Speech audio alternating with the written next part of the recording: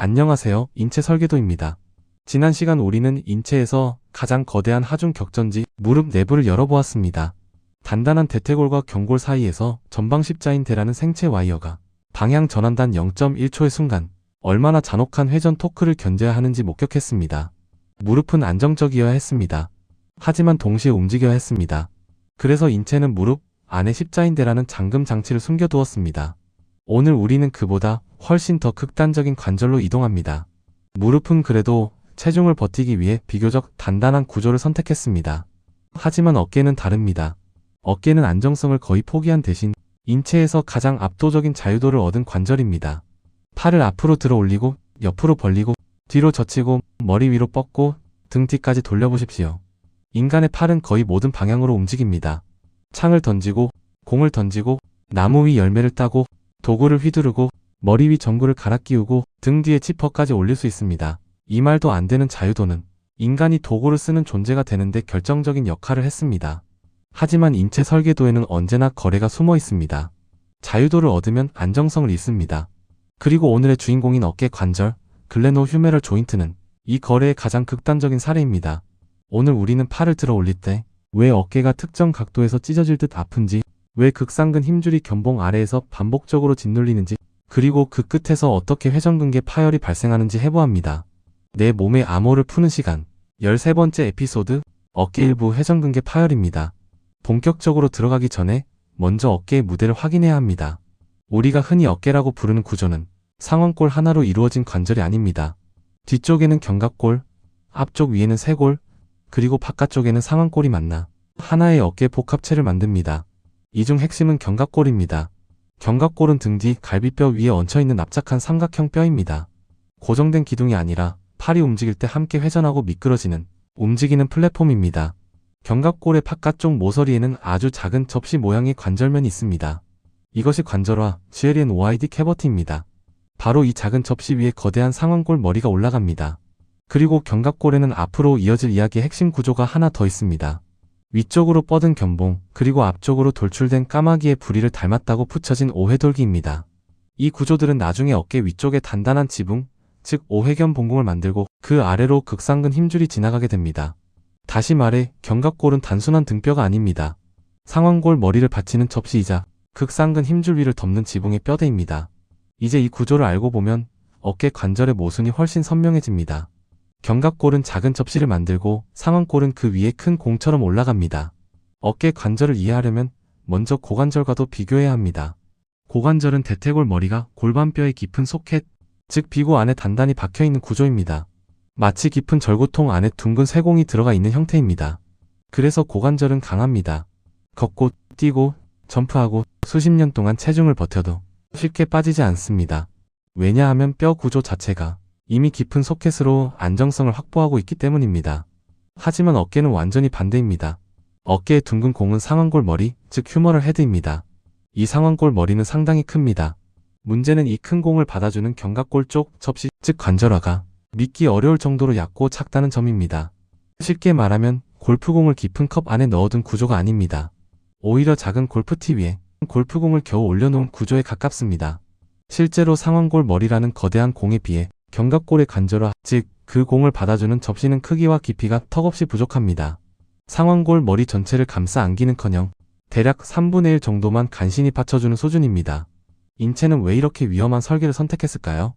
답은 하나, 움직임입니다. 깊은 소켓을 만들면 안정성은 올라갑니다. 하지만 팔은 멀리 돌지 못합니다. 얕은 접시를 만들면 안정성은 떨어집니다. 하지만 팔은 거의 모든 방향으로 회전할 수 있습니다.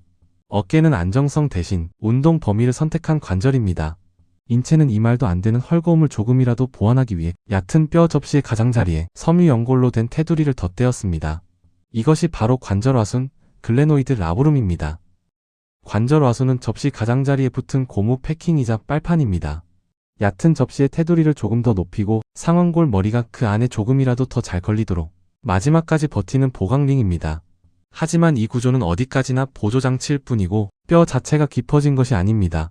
작은 골프티 위에 올라간 골프공을 테두리 고무 패킹 하나로 완전히 붙잡을 수는 없습니다. 그렇다면 이 거대한 상완골 머리는 어떻게 작은 접시 위에서 떨어지지 않고 버티는 걸까요? 정답은 뼈가 아닙니다. 힘줄, 근육, 관절막입니다. 그리고 그 모든 것을 하나로 묶는 정교한 생체 서스펜션 시스템입니다. 어깨 주위에는 4개의 중요한 근육 힘줄이 존재합니다. 극상근, 극하근, 소원근, 견갑하근. 이 4 근육을 영어 첫 글자를 따서 시츠머설즈라고 부릅니다. 그리고 이 4개의 근육 힘줄이 상완골 머리를 앞, 위, 뒤에서 감싸며 관절막과 섞여 하나의 거대한 생체 커플을 만듭니다. 이것이 바로 회전근개입니다. 많은 사람들이 회전근개를 하나의 근육처럼 생각합니다. 하지만 실제로 회전근개는 4개의 근육 힘줄이 합쳐진 동적 안정화 장치입니다.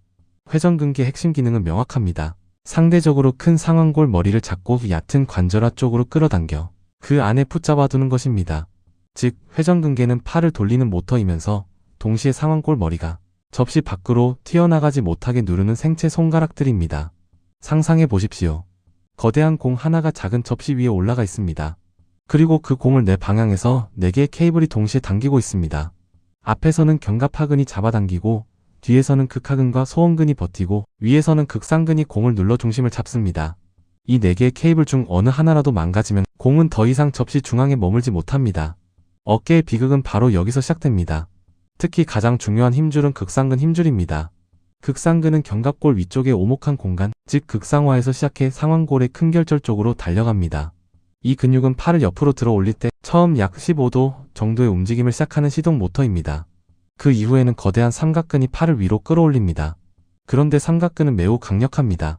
문제는 삼각근이 팔을 위로 들어 올릴 때 상완골 전체를 단순히 바깥쪽으로 회전시키는 것이 아니라 상완골 머리를 위쪽으로 밀어 올리는 힘도 만든다는 점입니다. 만약 회전근개가 없다면 어떻게 될까요?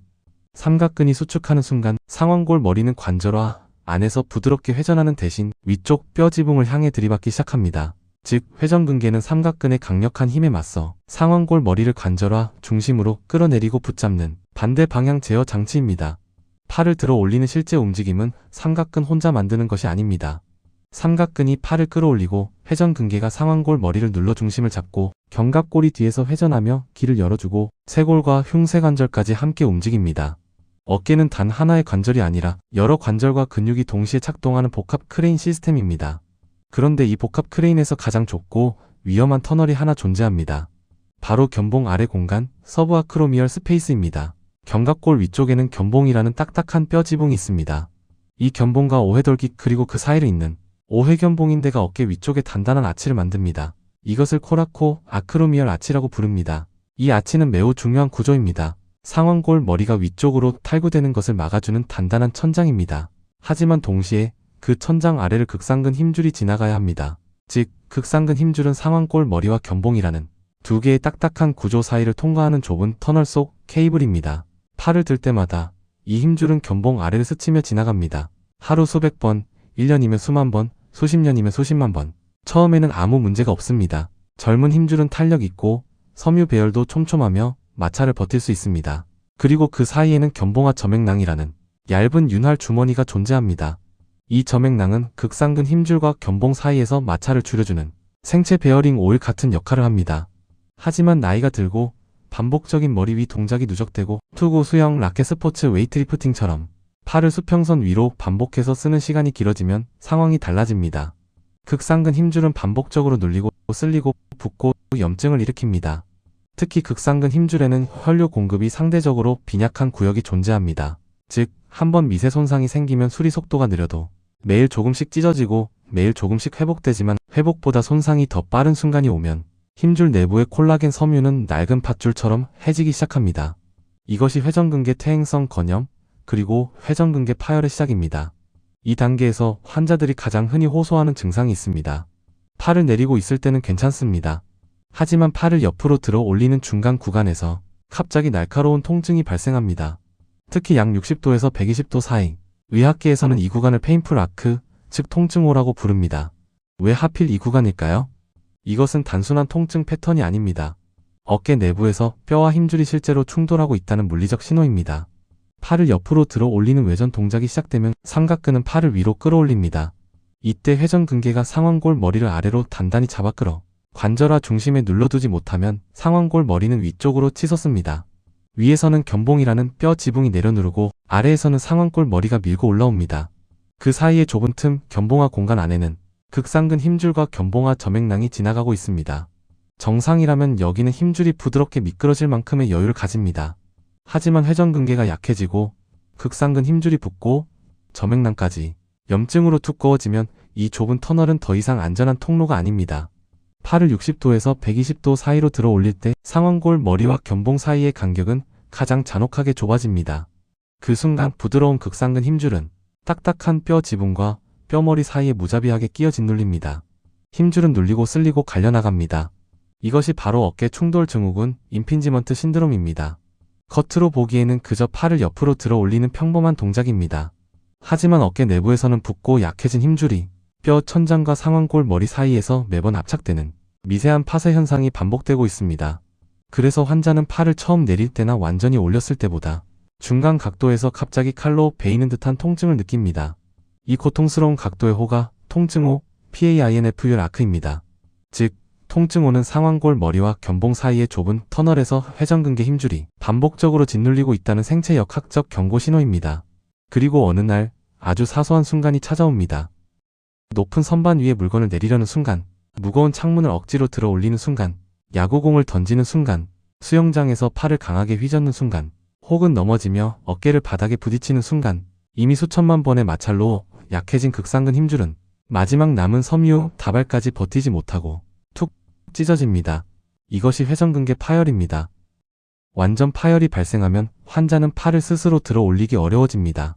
특히 극상근이 완전히 망가지면 팔을 옆으로 들어 올리는 시작 동작, 그 첫 15도가 무너집니다. 흥미로운 점은 다른 사람이 팔을 들어 올려 15도 이상 위치시켜주면 환자가 삼각근을 이용해 어느 정도 팔을 유지할 수도 있다는 것입니다. 즉, 문제는 단순히 팔 전체의 모터가 꺼진 것이 아닙니다. 초기 시동 모터와 상완골 머리를 중심에 붙잡는 안정화 케이블이 무너진 것입니다. 의사들은 이 기능을 확인하기 위해 팔을 완전히 벌린 상태에서 천천히 내려보라고 합니다. 정상적인 회전근개라면 팔은 부드럽게 내려옵니다. 하지만 회전근개가 심하게 손상되면 팔은 어느 순간 버티지 못하고 툭 떨어집니다.